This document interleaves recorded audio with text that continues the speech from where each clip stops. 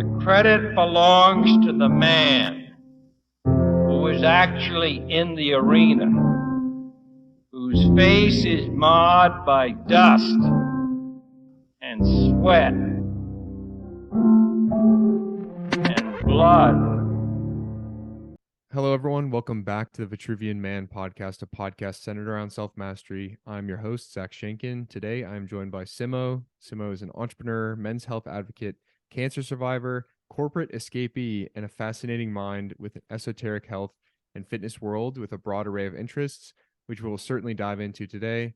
It's a pleasure to have you, Simmo. Welcome to the show. Great to be on, mate. Looking forward to this. Absolutely. So one thing I like to do when I have people on is to I'm very fascinated by people's path towards and into the world of self-mastery, self-development, self-exploration. And I think there are through lines, but I like to hear the unique aspects of how people find themselves to this calling of like a higher self, pursuing more meaning in life. So I'm curious to hear kind of maybe a SparkNotes summary of how you felt like in your life you were developing yourself. Was there an inflection point of a person you met, a book you read, kind of a little bit on that early self-development journey? Yeah, you know what? It's quite pertinent because I just had a call a few hours ago and we kind of touched on this.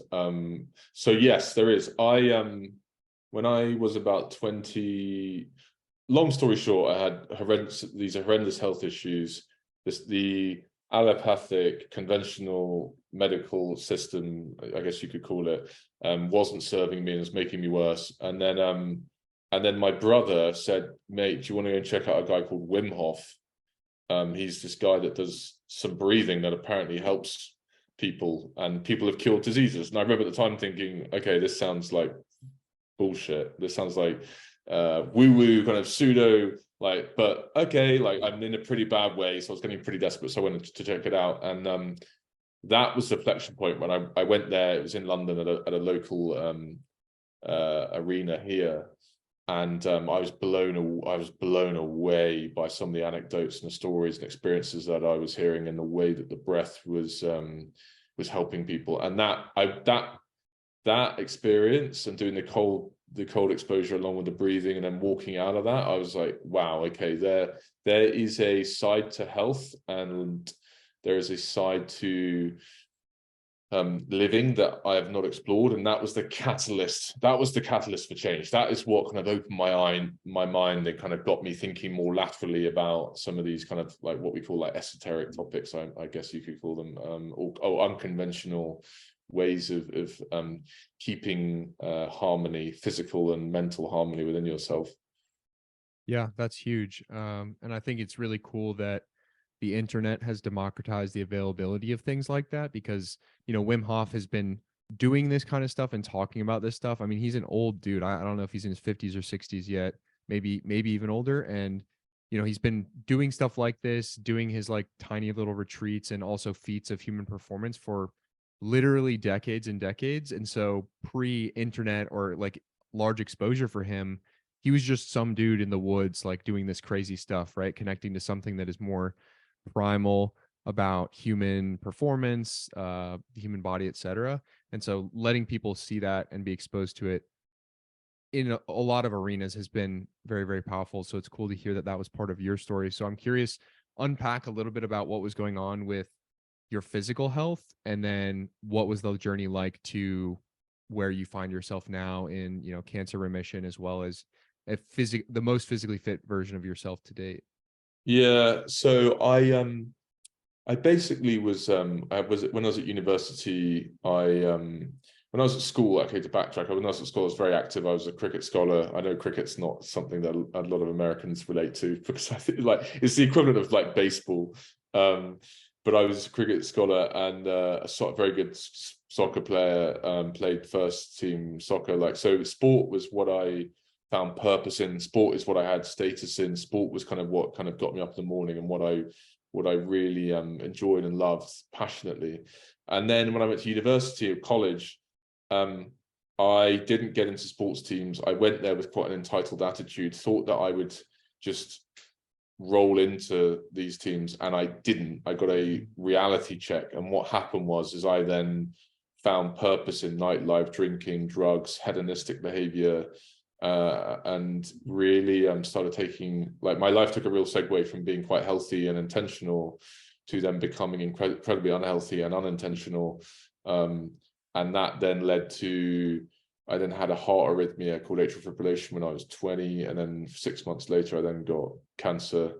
And so I got like this two-pronged attack, which as a young man, when being 20, before that, I genuinely thought I was invincible. I genuinely thought that I would never encounter the C word. I genuinely thought that I had superior genetics and that I would be absolutely fine. I genuinely created this, I lulled myself into this false insecurity that I was untouchable. And then suddenly I had these wake-up calls that shattered this facade that I had created for myself, and it exposed how fragile and delicate and how immature my emotional inner world was. It really exposed that in a big way. So I ended up having a 5-year battle with health anxiety because I thought I was going to die, because I kept getting heart palpitations, and the cancer made me overthink everything. And I basically had this whirlwind of emotional torment, and that's when I went to the doctor, like I said before, around the allopathic medicine route, and that didn't work. So that's when I found Wim Hof, and then Wim Hof I found Paul Chek, I found like Tim Ferriss, I found like a lot of these big self-improvement guys I started reading into and finding inspiration, like, of what else was out there. So that's when I started to employ a different way of living and a different lifestyle, because I basically was forced to, because it kind of wasn't out of choice. It was because it was like, wow, I've kind of explored everything else. It was kind of out of being desperate, and just having to, because, well, I was just in such a bad way. So that's what sent me down the route of then finding a lot of these holistic guys, and then learning a lot about light, proper movement practices, proper diet, meditation, breathing, all of that good stuff that I think is so key in making sure that you are thriving and optimized and feeling good. So that's a short, I guess, that's how I'd put it. Yeah, certainly. I do want to hear a little bit about that, I guess, transition in that 5-year window. Like, were you finding yourself with the health anxiety also being isolated from the other quote unquote healthy, young individuals within university, and then also young professionals that were around you? Like, did you feel like, were you kind of isolated by what you were experiencing with your health? And Absolutely. then even when you started to transition, especially into this very counterculture direction to heal yourself, what did you experience moments of isolation, and or like, what was that experience like? Absolutely. I mean, that was probably the most awkward and difficult time. It wasn't necessarily my own battle, but it was like the insecurity I had around other people, because particularly being in London, and maybe people in the States listening in cities can understand, like, most of life revolves around drinking. Like, if you're meeting up with friends or doing anything in London, in the UK, it 99 times out of 100 revolves around drinking. Like, so when I started feeling bad with the anxiety and realizing that the life I was living wasn't conducive to health, and that I needed to foster or make sacrifices and saying no to things, that created a lot of resistance, because I had a persona that I had cultivated that was kind of like, oh, Simmo is a party boy, he is an extrovert, he is out and about, always out, staying up late, all of this stuff. And then suddenly I was the guy that was staying in, like, not drinking, having a lime soda, like eating different foods. I suddenly was kind of contradicting the guy that I was before, and that created a lot of friction with many of my friends. Most of my friends are very supportive, but it made me realize how many of my friends were just kind of drinking companions, as opposed to like true friends, like friends, the friends that I have now, I consider like deep, meaningful friends that I know have my back. Whereas before, they were basically just drinking companions with people that were good on the piss. So that definitely created a huge social shift. And I learned an awful lot about social dynamics. I learned a lot about myself and setting boundaries. And I learned a lot about I learned a lot about the world and how society kind of, when you're sober, it gives you a very raw insight into kind of how the world operates, in terms of like when you're drinking every weekend and being hungover, I was almost like it's normalizing this like low vibrational state of like, oh, I'm just getting through the week so I can get to the weekend and live for the weekend, then get it pissed again, and it was a perpetual cycle that I was in, and like now coming out of it and looking back, it's like it's just no way to live. And particularly I think as a man, and I think I definitely believe that every man is full of immense potential, but I think society and conditioning makes it extremely hard for us to access that. And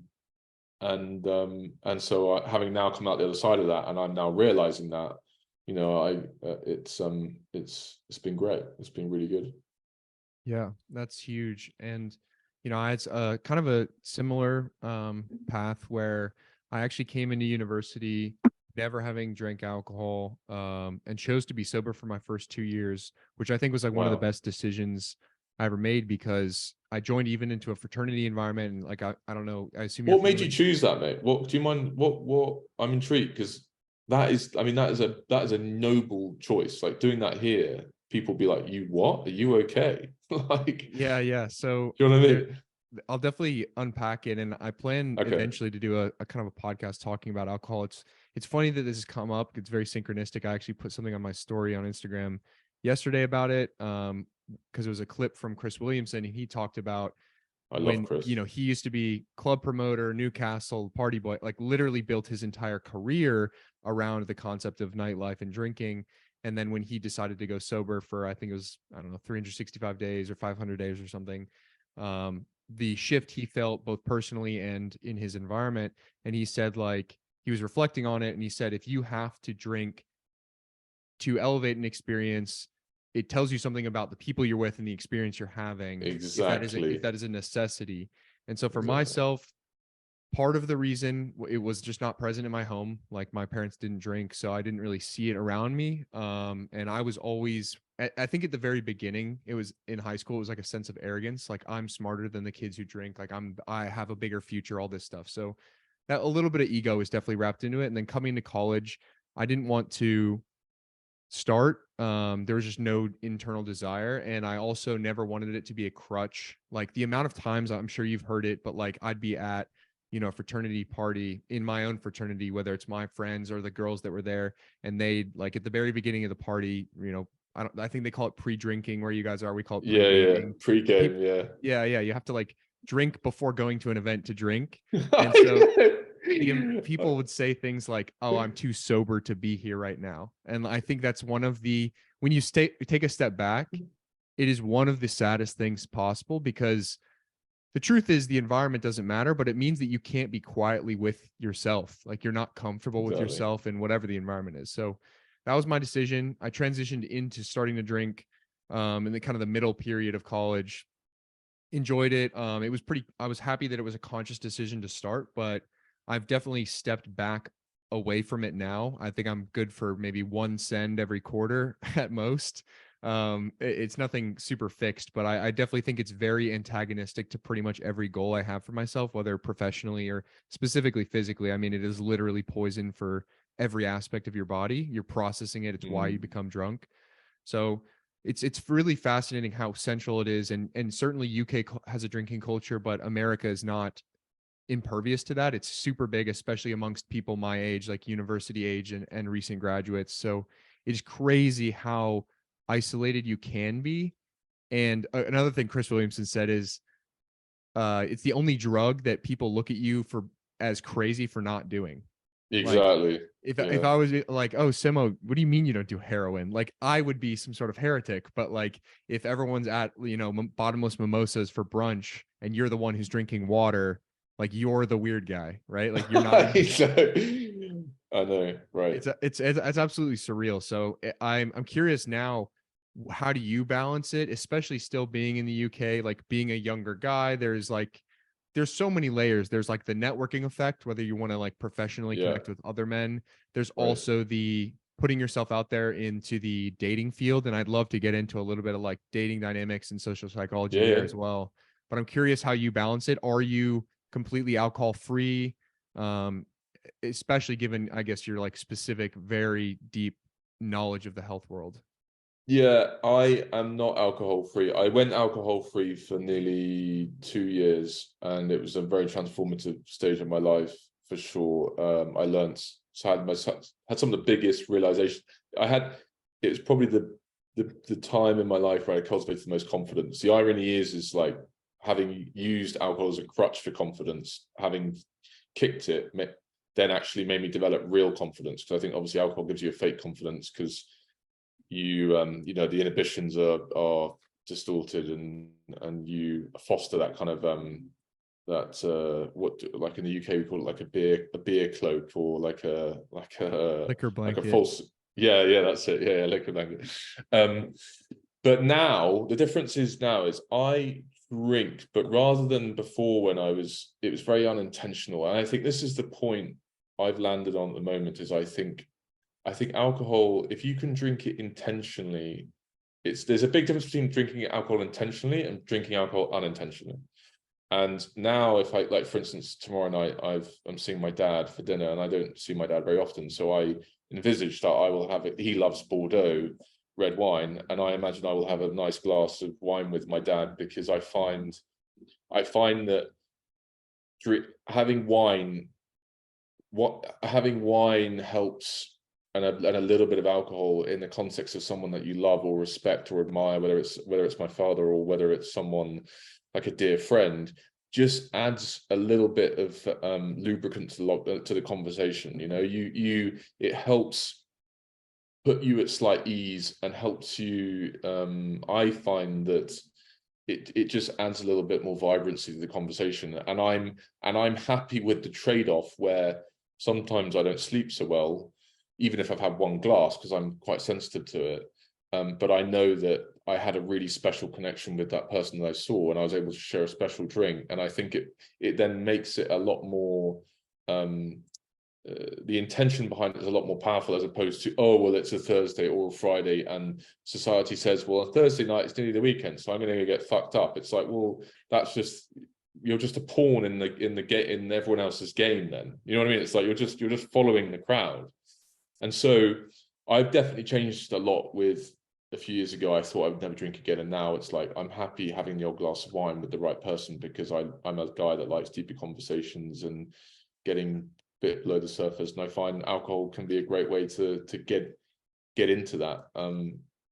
So yeah, that's where I'm at the moment, and I imagine I can foresee that that's where I'll be for a while, because I mean, to give you some perspective, I'm probably drinking no more than like 4 or 5 glasses of wine a month. So I'm hardly, it's minimal. And that's a big difference. Before, to give you some perspective, like when I was at uni, I was probably having, like, my pre-game would probably be like 6-7 pints of beer, and then when we were out, I would have 6 or 7 Jaeger bombs, probably like 4 or 5 double. Do you know what I mean? Like, the scale of the alcohol I was consuming was immense, to the extent I remember my doctor, when I was 21, I remember casually saying how much I was drinking, and I was like, oh, it's probably 50 or 60 units. He was like, you're going to die. I was like, and I remember laughing at him, being like, no, I'm not, because I'm 20 and I'm invincible and nothing can stop me. And the irony with that, right? It was like, oh, okay.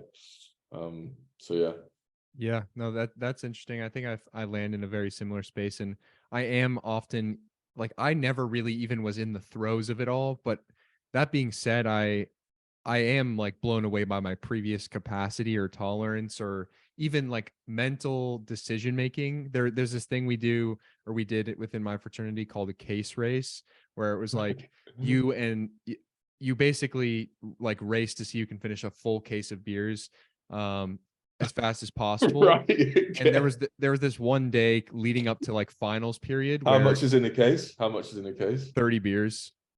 And how many people are doing it?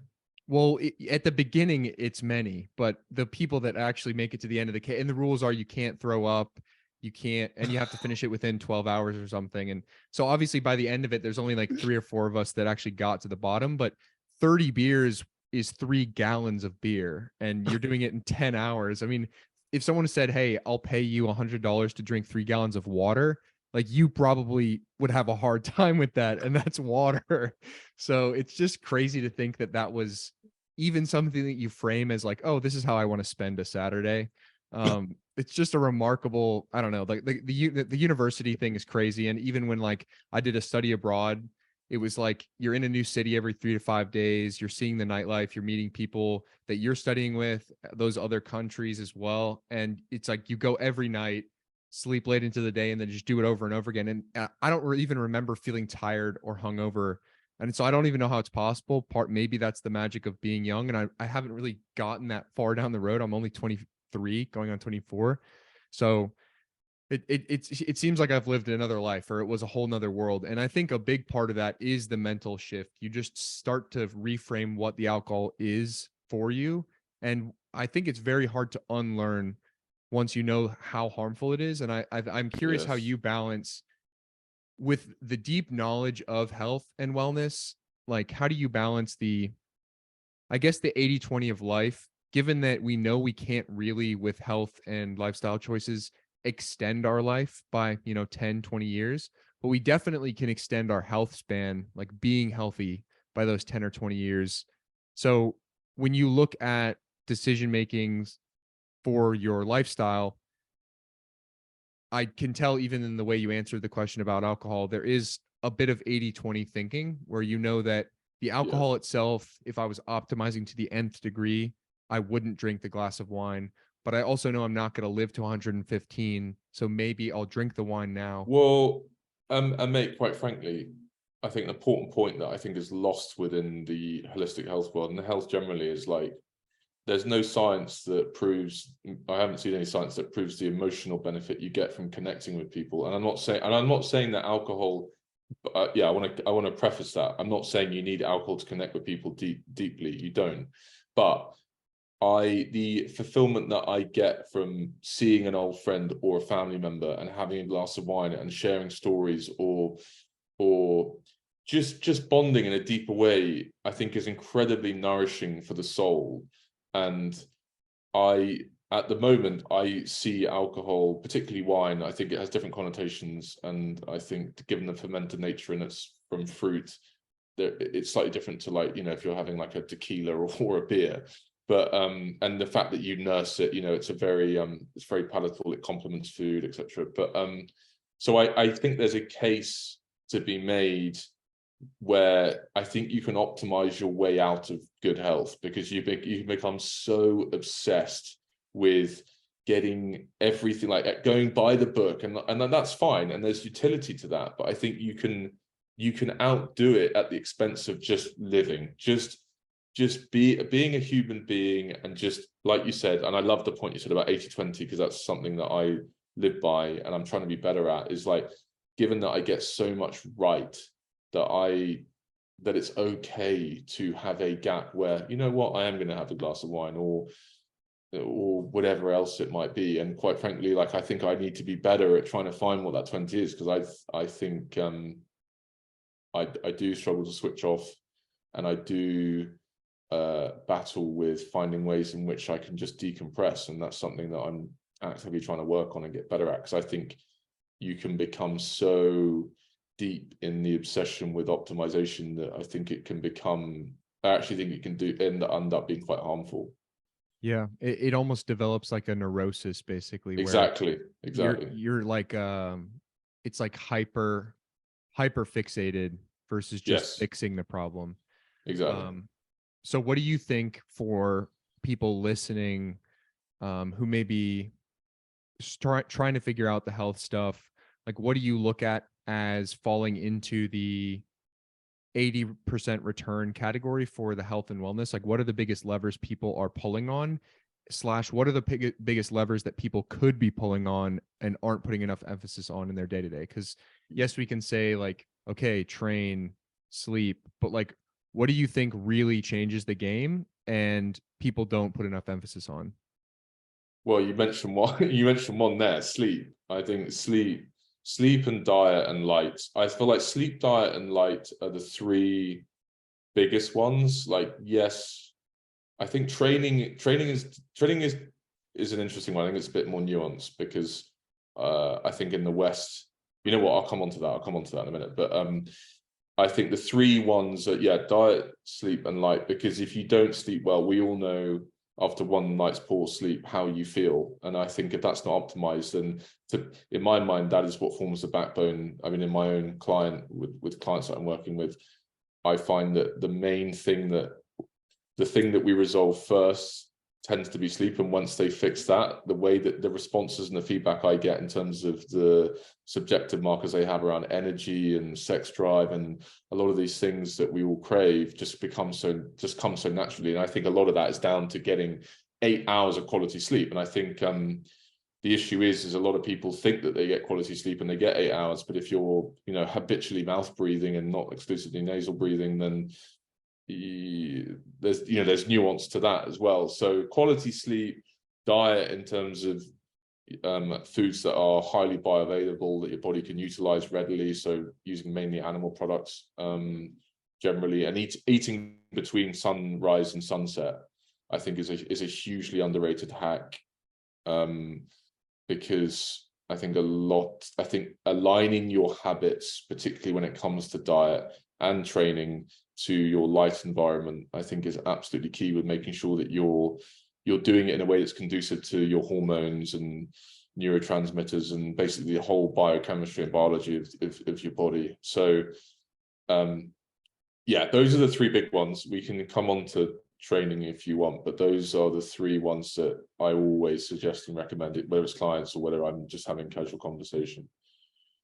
What is one thing that you across the board with your clients find that people are most surprised by? Maybe something that, like, because I feel like the health world, the stuff that's advertised, like I need to eat healthy, I need to sleep better, I need to train, I need to, yes, like especially now with Huberman, we know the importance of lighter, we're starting to understand it, get your morning light in, whatever.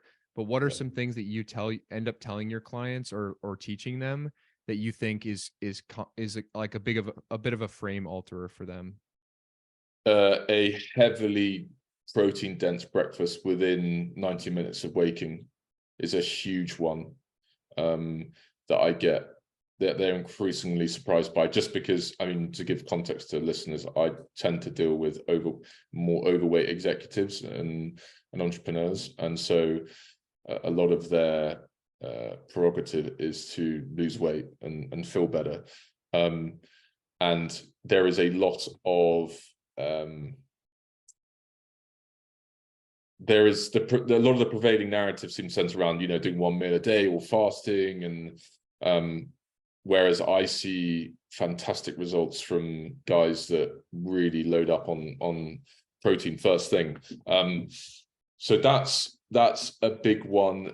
Another one is evening hygiene and routine for sure. Like, for instance, eating all food, like I said, by sunset. I think it sounds trivial, but I notice, I mean, I had a client literally yesterday send me a testimonial about how transformative his sleep has just been in 4 days. I mean, he tracks it on a sleep score, and it's gone up from 43 to about 95. And all we've done is bring back his eating time to by 7 p.m. So all food by 7 p.m. And we have integrated red lights that he puts around the house after 7 p.m. So not LEDs. So like most household lights are LEDs, and they're highly toxic with the artificial blue light. And then he puts blue light blockers on, and he has we use magnesium chloride that he takes orally and puts on his skin, and the changes, once they all came and he implemented them, it's amazing to see how quickly, having been a guy that kept waking up in the night 3 or 4 times a night, to now not waking up in the night, not needing to pee, and waking up feeling super energetic. It's incredible. And all I've basically done is like, because we've become so domesticated, I feel like, as human beings, because of the way that we live, with phones and screens and always online, and how accessible food and snacks are and stuff, we've lost touch of what we would have done ancestrally. And I think a lot of this stuff, when people talk about hacks or cheat codes or any of these kind of sexy words, all they're really saying is we're kind of going back to our ancestry. You know what I mean? Like, watch the sunrise or do sun gazing. Okay, well, they've been doing that for thousands of years in lots of Asian areas, and it's like, okay, well, eat your biggest meal at the start of the day, and then what's the expression? Eat like a king eat breakfast like a king, eat lunch like a queen, and then eat dinner like a pauper. So they used to do that for thousands of years. So I feel like a lot of it is not actually it's not actually new. It's almost like we're bringing back old proven concepts and just repackaging them in like a modern way. Definitely. I think there is an element, and this goes beyond the physical and definitely into the spiritual, and we can even talk about that at large, but it's almost like there's a forgetting, and we need to unlearn and then remember what we already kind of know. So touching on the ancestral lifestyle, I know I saw something on Twitter and I had no idea, but you said you spent some time with Dr. Paul Saladino. He's a very fascinating figure in the internet space. Obviously has found himself in some controversy, but overall I think shares a really, really powerful, positive message. So, and I'm a big fan. So I'm curious how you found yourself in Costa Rica with the man himself, and what was that experience like? You know what? Full disclosure, I am a serious fanboy of Paul. Like, before I met him, I was listening to every podcast. I was obsessed with him. I was doing his diet. I still am, kind of, to some extent, although it's evolved. But basically, long story short, was in Costa Rica during COVID because I didn't want to be subjected to all the shit, quite frankly, that we were all put under. So I kind of escaped. And then found Costa Rica and Mexico were the only places I could go. So I went to Costa Rica because the surf was better. Ended up heading there. And a few weeks in, I crossed a road. I was crossing a road with a friend to go to the beach. And I looked to my right and I see Paul Saladino to my right with his surfboard. And I was like, I turned to my mate being like, dude, that's Dr. Paul Saladino. He's like a legend. And he was like, he didn't know who he was. Anyway, he then gets closer. I was like, hey man, like, sorry to fanboy you. I know this sounds a bit tragic, but I just want to say I love your stuff. And he was like, oh, he does his husky voice, like, hey man, like, yeah, that's great. Love, that's great. I'm glad you're getting value, man. Like, all that, he has that husky voice. And I was like, oh, great. I just met one of my heroes. Anyway, I then saw he posted on Instagram in his story that he was in a cafe right next to my Airbnb. And I was like, fuck it, I'm just going to go and see if I can chat to him. He was there. I then was like, do you mind if I just sit down and ask you some questions? He was like, yeah, sweet. So I ended up sitting down, just talking to him for about an hour. We then exchanged numbers, and then we went surfing a few times. And then the next thing we know, he was like, dude, I've just got an Airbnb up the road. Do you want to come? It's got a spare room. Do you want to hop in? I was like, yeah, sweet. So then I lived with him for a month, and then I went back to the UK, came back out, and he bought a place and was like, dude, you can just stay in my spare room for 3 months. So I ended up staying in a spare room for 3 months, which was like, mate, it was the most surreal experience, mate, because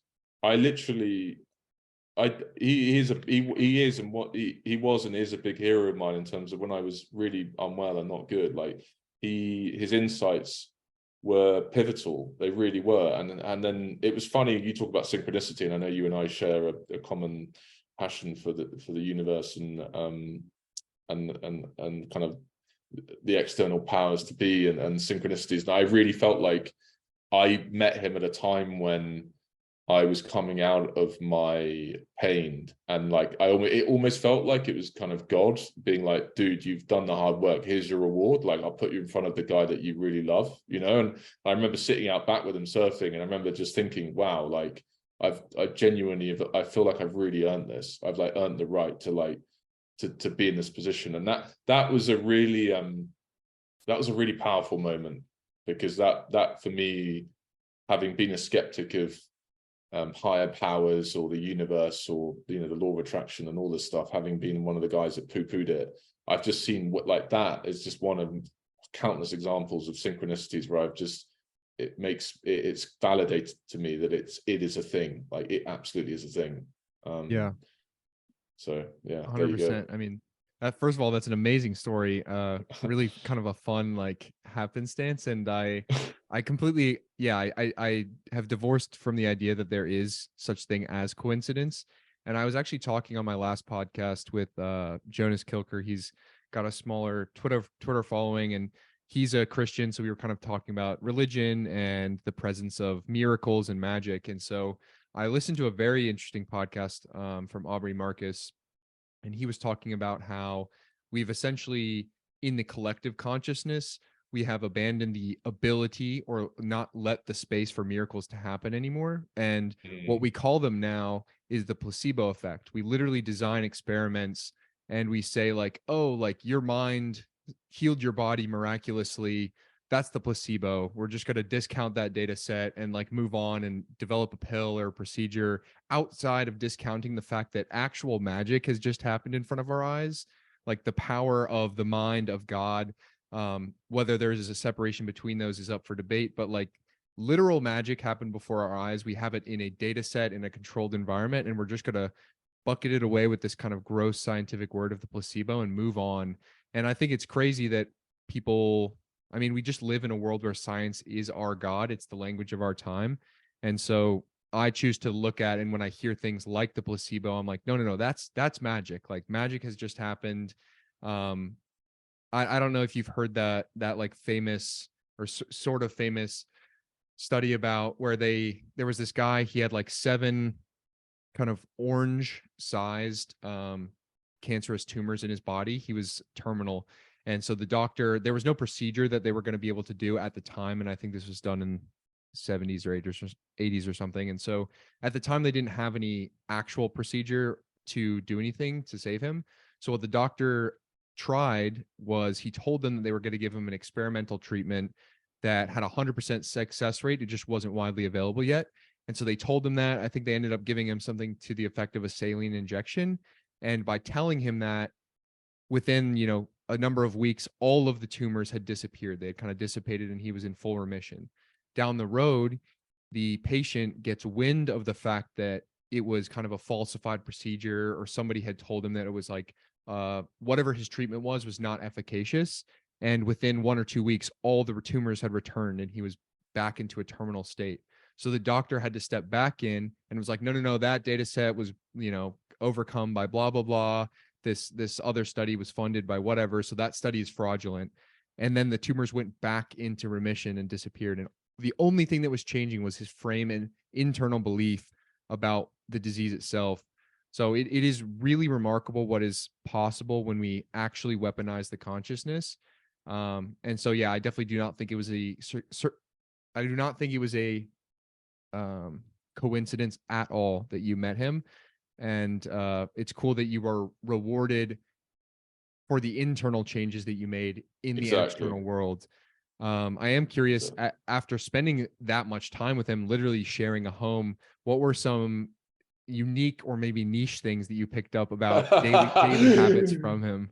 Oh, mate, you know what? He practiced what he preaches to a T, like almost obsessively so. And I mean that nicely. I mean that like I'm impressed. Like, and I resonated with it because I'm pretty routine and rigid, to be honest. So we got on, and that's why I think he didn't want to kick me out for so long, because we shared a similar diet. We both like surfing, and it worked. I think I'll give you one example. I went to go and buy some washing up liquid. Yeah, what do you call it for the washing machine, like liquid, right? Oh, detergent. And detergent, that's it. Yeah.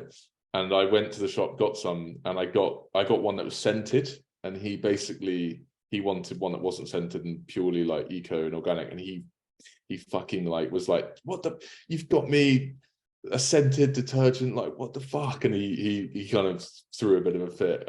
So which was like, I get it. Like and to be fair, I'm sharing that because that just to me, it was testament to the guy just wants to eat and live as clean as possible permanently. And I think, you know, given that we're talking about Paul, you can somewhat allude to someone like Liver King, and who I think, who is a classic example of an influencer in kind of inverted commas, who says that he lives by the 9 ancestral tenets, but yet he takes performance enhancing drugs. Like, it's ridiculous. Whereas Paul, he absolutely practices what he preaches 100%. Not once did I see him do anything untoward, or like he is one of the most authentic, if not the most authentic example I've seen of someone that has that much influence yet really genuinely sticks to what they say. It's really impressive.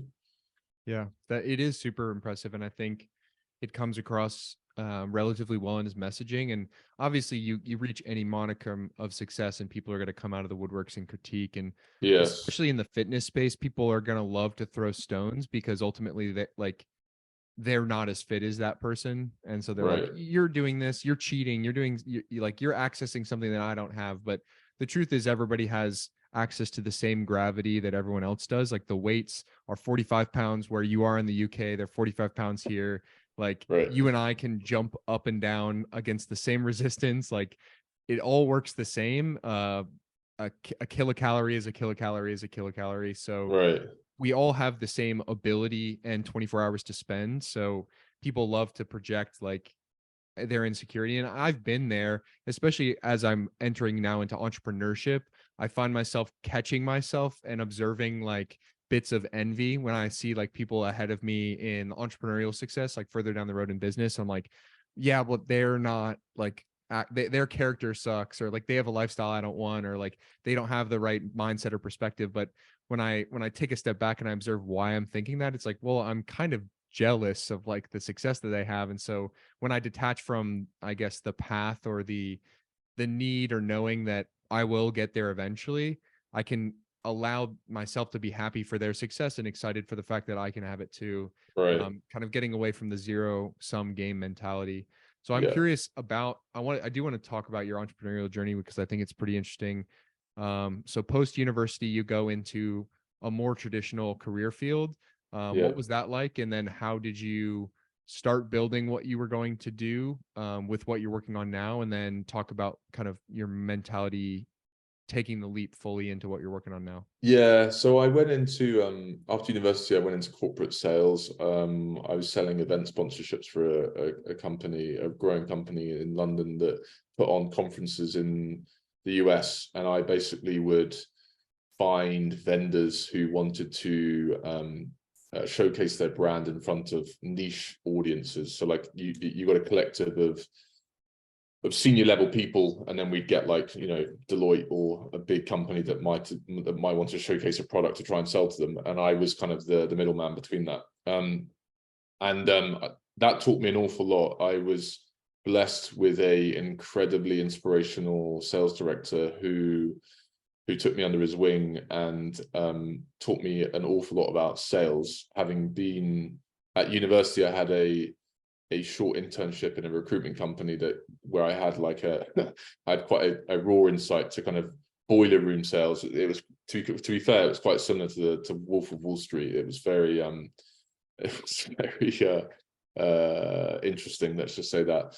And then I went into corporate sales, got given a methodology. It was very consultative, and learned an awful lot about relationships, learned an awful lot about dealing with people, how to negotiate, how to build rapport, all of these great soft skills that I think I struggled with initially. And I think being able to learn to sell and deal with people has been an amazing learning journey, because having been a guy at school who thought that to be bright and intelligent, you had to be scientific or good at mathematics or good at kind of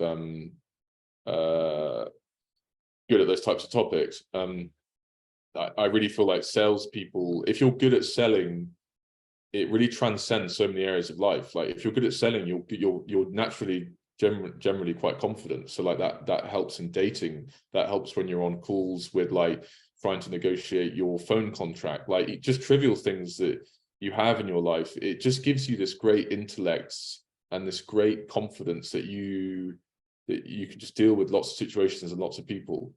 So I'm really grateful for that experience. I had a leader who led, he didn't manage, he led from the front, and he was a high integrity guy, and I learned a lot. But the shift into what I'm doing now, during that time, I took a massive, when I wasn't doing my job, I was researching, doing tons of research. I was training, I trained on the pool check. I was doing some breathwork training. I was doing all the extra kind of curricular stuff that I could do to upskill myself on the side, because that's where my passion was. Like I loved selling and I loved my job, but it just didn't light me up in the same way as health. And because I had health issues, by digging and researching into all that stuff, it kind of gave it purpose into overcoming it. So that's what drove. 6 months ago, I then transitioned out of my corporate job and went into coaching full time. And the reason for that was because I just love immersing myself in the holistic health space. I love the people in it. I love the content in it. I love the energy in it. I love how it's connected me with some, it's connected me to people like Paul, and some other names on Twitter. And it very much feels natural to me, whereas the corporate world isn't. You talk about holistic health and people, particularly sales, which is very male dominated in terms of like they're talking about soccer or football, like football games, or let's go and get on the beer. Like that's all well and good, but I kind of outgrew that. Actually, no, I've said that wrong. Not that I didn't outgrow it. I just kind of I just developed different interests and passions, and that didn't align. And so now that I've transitioned into coaching and doing what I'm doing, it lights me up in a different way, and it's really good. Yeah, that's amazing. What was the impetus to make the change at the time that you did? Because I think there's always, for those listening, I think there might be people that are thinking about making a decision to go into entrepreneurship or take whatever the leap is, right? Like ask the girl out, take a step, take an investment into themselves, like buy into a program, buy into a mastermind, whatever it is. Like these moments of leaps where we know we should be doing something that is more aligned or congruent with who we are. So why did you make the decision when you did? And what was the, I guess, guiding principle, and how do you navigate listening to intuition in those moments? That's a really good question. I've always struggled with imposter syndrome in terms of thinking that I was worthy enough. And so when I first left the job, I did a month at another company, and just because I thought I wasn't quite ready. And then that didn't work out. Basically, we weren't aligned. And once I finished that, having built a bit of a brand on Twitter, I think at the time it was like 11,000 followers, and I'd got some traction. I was getting messages from people that were asking about coaching, and it felt right, because I had some money in the bank that I was going to put a deposit on the house, and I decided, you know what, like, why would I go and put money on a stagnant asset? And why not bet on myself, right? Why not take the risk and see if there's value that I can offer the world and serve? So I was quite fortunate that I had that bank. It's not a big bank, that's for sure, but it was enough that gave me confidence that I could give it a crack for 6-9 months. And fortunately, I then dived straight in, and was doing the coaching full time from January. And fortunately, I've had really great traction and having great clients with lots of success. So it's kind of helping validate the fact that I have a process that works. I have knowledge that's valuable, and I'm continuing to gather momentum in that. So that's been great. I think what I would say, it's interesting because I feel like on Twitter, I don't know whether you see this, I feel like the 9 to 5 gets bashed quite a lot. And I think I actually think it's unfair, because I think the 9 to 5 can be great. You can find a job that's great. It gives you security. You can get health insurance. You can get, there's a lot that can be great actually with the 9 to 5 that I think is sometimes a bit unfair. But I think what I would say, having now made the transition from corporate to working myself, is like when you get paid for doing your own work, and it just hits different. It does hit different. And when you're doing it with something that you're passionate about and genuinely curious, it's a feeling, it's an undescribable feeling, because having been a guy that thought that I was going to be at the mercy of someone else's whip for my whole life doing a corporate thing, and now I'm fully autonomous doing my own thing.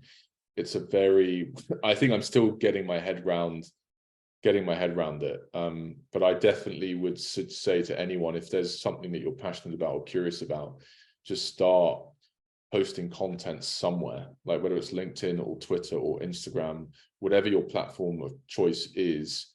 Just post, just be authentic and post what you like, because I bet you will cultivate a community of people that like the same stuff. And then what you'll find is you develop a following, and before you know it, 6 to 9 months of consistency, you then have more followers, and then you'll get inquiry. Like you'll surprise yourself with how quickly it changes. And I think the reason why we put it off is because we lull ourselves into thinking that we're either not worthy, it's too much, it's too daunting, all the things we put so many kind of perceived barriers in the way. And actually, it's actually incredibly simple. And I feel like we live in a world now where it's never actually been easier to do that, given how accessible social media platforms are and how easy it is to share content.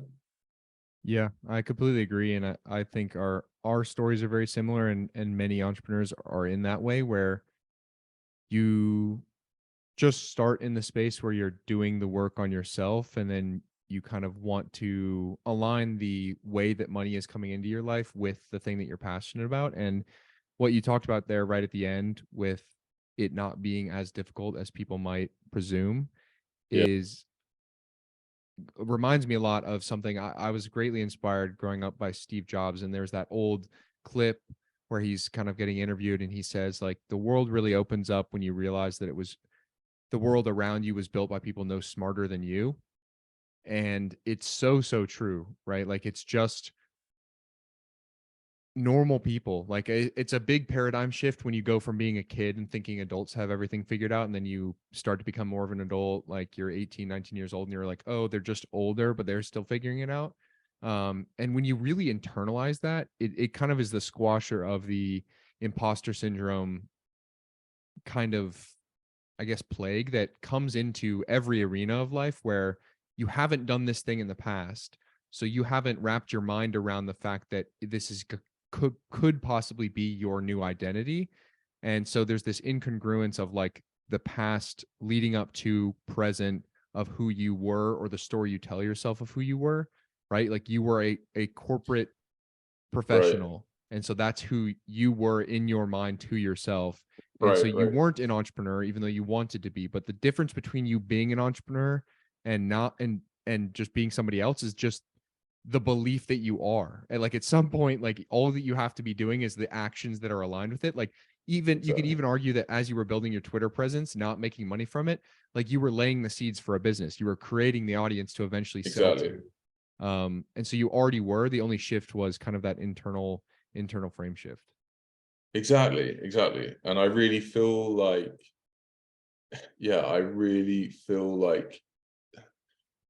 there is just so much opportunity now, and the barriers are so low. And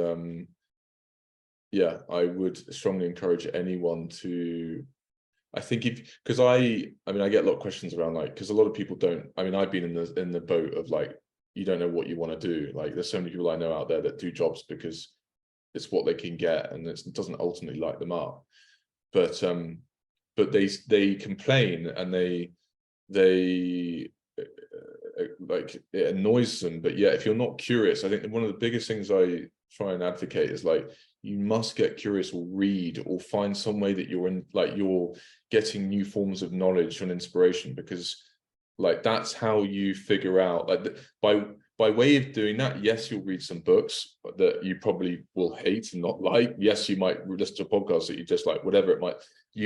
but for every 9 books, or for every 9 podcasts, or for every 9 forums that you go on, or for every 9 whatever it might be, there'll be one that you come across, but where you'll be like, ah, wow, okay, that really lights me up. I'm fascinated by that, and then that will then give you inspiration to be like, okay, I'm going to go dig more into that topic, or buy a book on that topic, and then by way of doing that, by feeding your curiosity, you then the layers, like if you imagine it yourself as an onion, I feel like if by being more curious, you kind of get rid of the layers and you get closer to the core. And I feel like life is really just a journey of self-realization. You know, I feel like it's like you're trying to get to the core of who you really are, and the only way that you're going to do that is through being deeply curious and really indulging your curiosity and figuring out what resonates with you most. And I think too many people get stuck in the monotony of their job and just feel like that, well, this is where it's meant to be. And it's like, well, okay, that's fine. But if you don't read and listen and immerse yourself in new knowledge, then you'll never know. You'll never know, right? Yeah, it's 100%. And it's very congruent to my story. It's why my product is a self-development product as opposed to like a make money offer. And we're in now, you and I, obviously you with like a large audience, but like the Twitter space is very much like, oh, you don't have a Lambo at 20, like you're a failure. Like you need to be making violent amounts of money on e-commerce. Like you need to just be printing cash. And if you're not, you're some sort of failure. But I think the problem with that approach, and there are, you know, many ways to the top of the mountain. And like you alluded to, the mountain is you must self-actualize. Exactly. But I think that it is a wrong approach. And I put out a tweet about this, and like you can listen to so much. It's hard for people maybe to take and internalize from me, who doesn't have hundreds of millions of dollars in the bank quite yet. But listen to the people that actually do. They get to the top of that specific side quest, like getting financially wealthy. And then almost all of them return to like, oh shit, like I sacrificed my health. I mean, it's the men that you're working with, right? Like they are hyper successful in a career field. They made certain sacrifices with their health or self-prioritization to get the money, but there is also more to life, and you can't sacrifice yourself. And so for the people, a lot of the guys that I work with, and what I encourage, especially to the younger men in the audience, like it's okay to not know what you want to do. It's okay to not know what your purpose is with a capital P. And also it's something I talk about. We do a purpose exploration exercise in my program, and it's an important frame that we have to delineate at the very beginning, which is like inner versus outer purpose. And I've talked about this before, but basically your outer purpose is the what of your doing. So for a while, your outer purpose was corporate sales. Now your outer purpose is coaching. Later, it will be potentially being a father. Or when you were a kid, it was being an athlete and playing in sports and being a student in uni and all these things. So your outer purpose across your life is always going to change. But the inner purpose, the I, the who you are being, is always being actualized. And whether you realize it or not, each of those moments and experiences is really just redirecting you and equipping you with mental tools, actual skill sets, experiences to inform those later times. It's like when you get broken up with, it's painful in the moment. Your outer purpose is changing. The environment, the person has now left your life, and you're stuck with all this turmoil. But then hindsight, you look down the road and you're like, thank God that relationship ended so I could be pushed into self-development or meet this new person down the road or whatever it may be.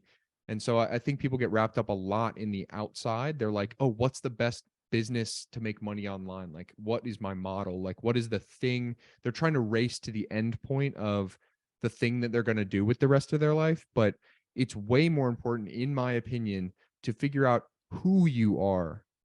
Who are you going to be with the rest of your life? And it is like the most noble pursuit to just ask those questions, because it's so much easier to align the outside when you know what the inside is to align with. Exactly, mate. That is powerful, what you just said. And mate, the amount of conversations I have with older men who say, like, they nail the external. These guys are high performing executives who are making lots of money, living in penthouse suites, and they're doing very well in the external game. But you'll be shocked by how many of them have a spiritual breakdown. because they've just compromised on the inner game. They haven't gone through, they haven't figured out who they are. They haven't unraveled and unpacked their traumas, what they've been through, their insecurities, just the layers of the inner game, which I think you really eloquently touched on there. And I think it's fascinating because I like you, I agree, everything comes back to self. And I think if you explore more on the inner and get more closure on why you are the way that you are and some of the components to that, I think you can then get clarity on how that could then match up to the external game. And you would find clarity and you would find purpose with a capital P much quicker than trying to play the game that everyone else is playing, and all they're doing is, you know, going to college, finding a degree because that's the way that you need to open doors, and then getting the job because that's what you're kind of told you need to do. And that's fine, and that can serve a purpose, and that can make you happy, and it can afford you a good lifestyle. And I don't think there's anything wrong with that. But I think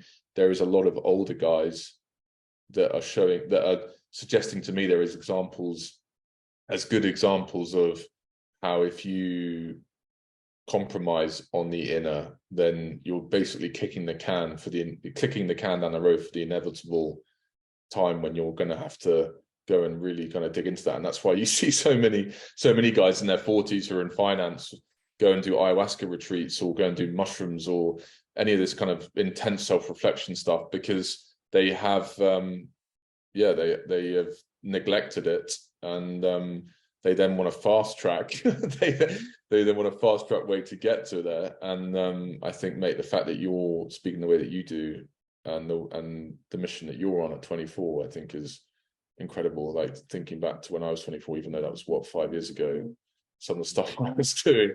And so I'm excited for you. I think it's super impressive. So I'm in awe. Mate. It's great.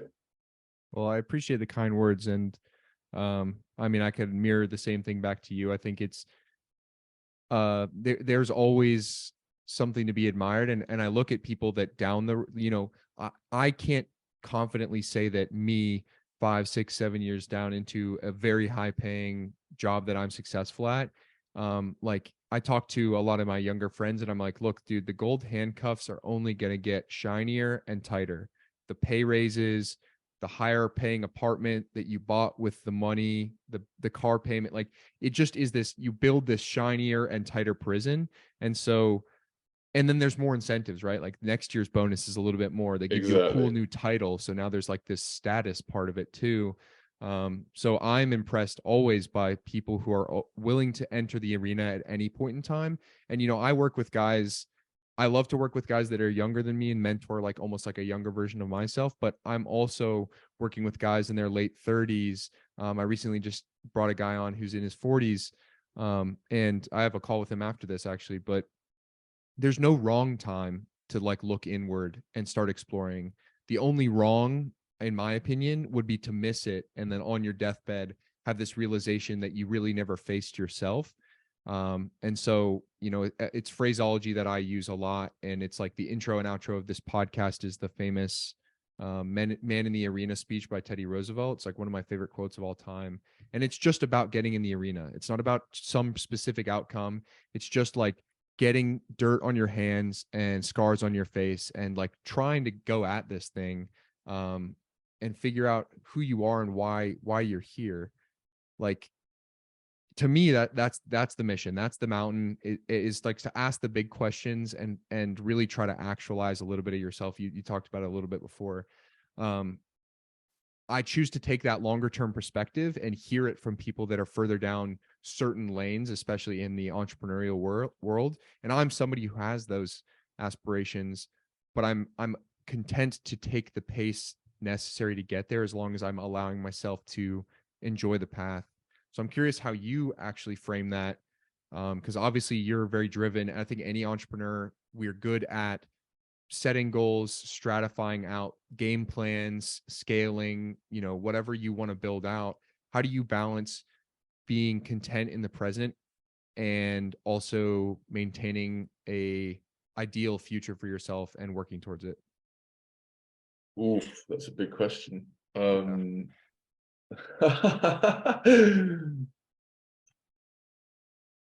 That's a good question, mate.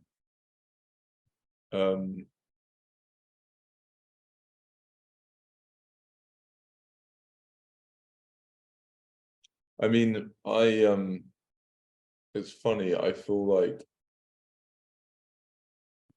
what if you were to rephrase that question in terms of like, what do you mean? Like, how do I I just want to make sure I answer it properly. Yeah, absolutely. Yeah, wait, give it to me again. Give it to me again, because So I think it's a hard dichotomy to ride when we are people who aspire to a lot, some sort of future ideal we set for ourselves, benchmarks, especially business is easy. I want to get to certain MRR, ARR, total assets. right. Maybe it's like a total following in social media. So how do you balance wanting and actively working towards these future goals, but also maintaining the knowledge that life is lived one day at a time and you need to be content in the present? So like, how do you internally make sure that you are enjoying life as it is transpiring and not missing it while it happens? You know what, mate? I feel like I'm not very good at this. You know what? I feel like it's an area of my life that I need to be a lot better at. I feel like I'm very good at being a human doing. I feel like I could be so much better at a human being. I really do. And I think that's why I find it difficult to answer, because it's almost like you've actually triggered me in the sense of it's a repressed, it's something that I'm aware of and I'm cognizant of, but I deliberately try and avoid, because I feel like I am in a mode now where I'm building, I'm trying to be fierce in my approach of building myself. And part of me feels like, okay, well, in that fierce pursuit of building myself, particularly my business, maybe I'm under the impression that it's good to then sacrifice and understand that, that takes a lot, and I need to put hours in, I need to make sacrifices. So I'm kind of in that mode now, but I recognize I don't give enough time to probably switch off, to take time away from the screen, to reflect and understand the purpose behind it all. So yeah, mate, I think you kind of note to self, to recognize that sooner and kind of go through that and unpack that more myself. So yeah, well said. Yeah, and it's no condemnation, and I'm very grateful that I provided the, I guess, context for you to explore it for yourself, because I only ask because it's something I've been mulling over and ruminating on the past probably 5 months. There's been some pretty dark points internally about, not seeing the external results that I want. How long is it going to take to reach X hockey stick growth? The everyone talks about, the 6, 9, 8, 10 months, whatever it is, and then it all starts working out. But not seeing necessarily the goals that you want, and then asking, like, what is it all kind of for? So I will share a few things that have been helpful for me. One quote is, patient with results, impatient with action. And then two, like for that quote, I think it's super important to be patient with whatever the outcome is, like whether it takes a 10-year, or Wait, say the first one again. Say the first one again. Yeah. Impatient with action, patient with the results. I absolutely love that. Yeah, I actually love that. Never heard that. So, Impatient with action, patient with the result. Yeah, and somebody else put it out there. I wish I could attribute it right now, but it's so frame altering, because I think that's the best way to frame how you chase a goal, but you're willing to be okay with the right now. Like, you have to live in the now, because life is literally only lived moment by moment, day by day. And so that's one that's really helpful. Two is giving yourself permission to live the dream now. If you were to write out your perfect day, it's an exercise I do with the men in my program. Like, you actually write out explicitly what your perfect day looks like. It's far closer than you think. Like, there's a lot of temptation to be like, oh, I want to be a multimillionaire.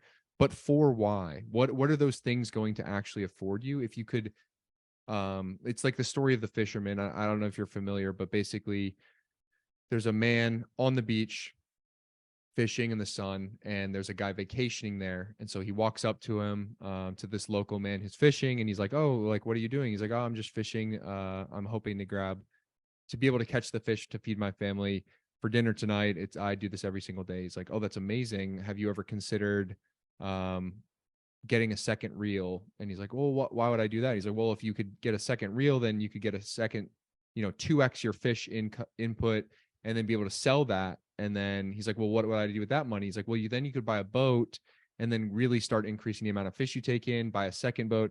And then he's like, oh, that's interesting. What else would I do? And then eventually he's like, well, then you could charter them and you could build a business and you wouldn't even have to fish anymore, to be able to bring it in. And he's like, oh, then what you would do? He's like, well, then you could retire and then you could spend your day doing exactly what you want. He's like, oh, and then I could fish for my family and spend the whole day fishing and then come back and provide them with the meal. So the point is, like, the dream might already be accessible to you.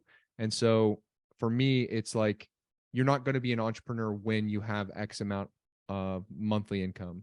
You're not going to be a success, quote unquote, down the road. You are now. So give yourself permission to live in that dream now. So that was like a mental frame that was helpful for me. Mate, love that. I love that. And it's amazing. I feel like when you foster gratitude and you realize how much you already have, you know what I mean? Like how much you already have, and how much you really, I think it's a very interesting point around what we need to be happy and what is happiness. I mean, that's a topic in itself. Like, is it a state of content, or is it a state of being, and what kind of constitutes that? And I think it's very interesting, like in my own journey, having been very motivated by like the material and looking to acquire, to now, getting a lot of fulfillment just from going to the gym and just eating well. Like I genuinely feel good if I get a bit of sunlight and I go to the gym and I've done my task for the day. I actually just get a ton of fulfillment from doing that. But yeah, there's some interesting stuff there. I love your impatient with action, patient with the results, and I love give yourself permission. I think that's powerful. It's really good.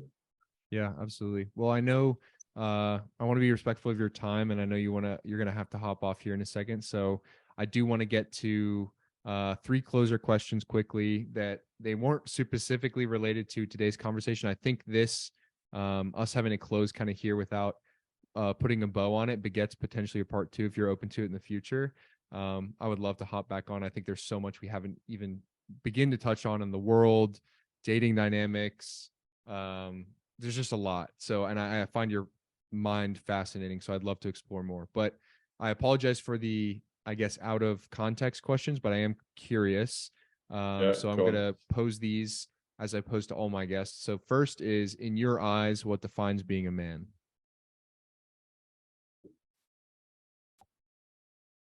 Wow. Okay. What defines being a man?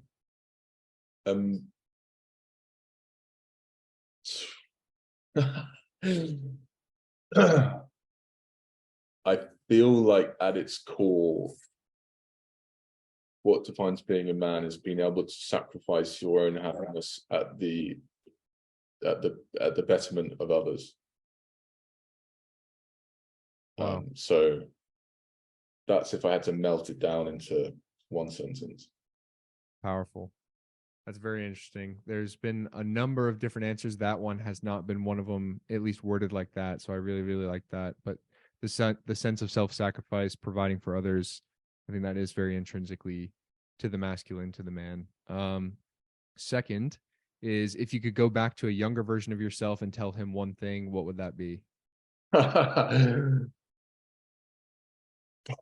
God.